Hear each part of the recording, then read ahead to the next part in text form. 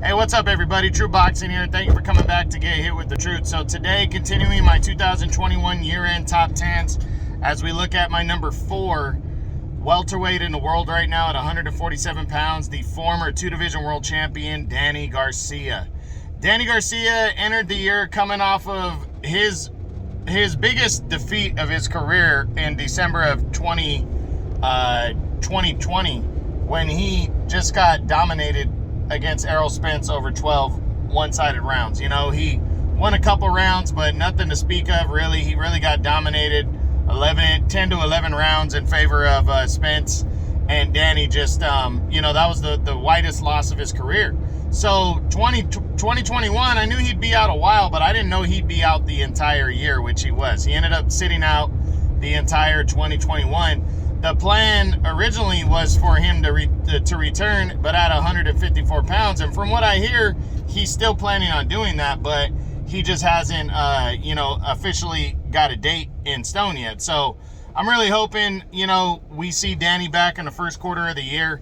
And if he's going after glory at 154, that's a good thing. To be honest, with Sean Porter and Manny Pacquiao retiring, he's lost to Errol Spence now, but if Errol Spence decides to move up, if I'm Danny, maybe staying at 147 might be the better thing to do, because outside of Errol Spence, he hasn't really fought anybody at that weight class. So maybe that would be better, but we just have to wait and see.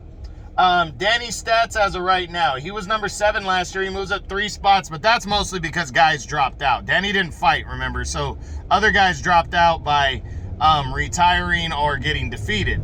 So Danny, because of his resume, still is in the top 10 and now the top 5, even though he plans to move to 154. He has not done that yet, so I still have him ranked at 147. He's 33 now, though. I think Danny, this is going to be his last hurrah. Whatever he does, that might be a wrap for him, if he goes out and loses again. So I think he needs to really think about it and be smart. But if he wants to test the waters at 154, I got no problem with that.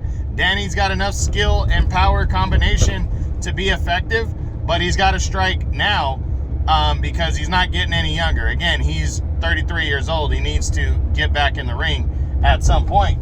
Overall, Danny's record is 36-3, 21 knockouts, and he's currently the WBC's number 6 contender at 147. So again, it's definitely a division where there's options and he can get back in the mix, but at 154, there's a lot of good options there too in the PBC.